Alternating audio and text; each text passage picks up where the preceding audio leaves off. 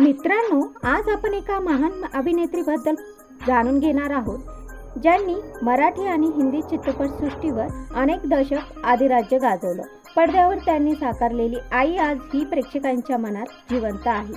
त्या म्हणजे ज्येष्ठ अभिनेत्री सुलोचना लाटकर. सुलोचना लाटकर यांचा जन्म 30 जुलै 1928 रोजी झाला. लहानपणापासूनच त्यांना अभिनयाची आवड होती. आर्थिक अडचणी आणि कौटुंबिक संकटांवर मात करत त्यांनी चित्रपटसृष्टीत पाऊल टाकलं. सुरुवातीला त्यांना छोट्या भूमिका मिळाल्या, पण त्यांच्या मेहनतीमुळे त्यांना प्रमुख भूमिका मिळू लागल्या.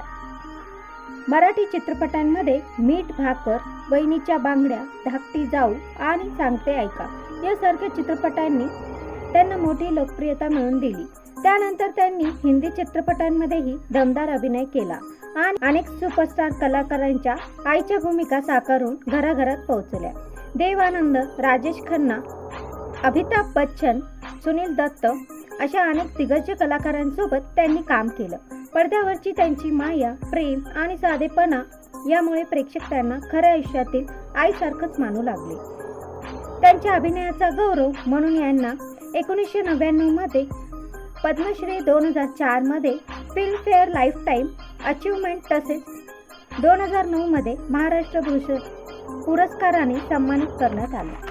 4 जून 2023 रोजी वयाच्या 94व्या वर्षी श्वसनाच्या आजारामुळे मुंबईमध्ये त्यांचं निधन झालं.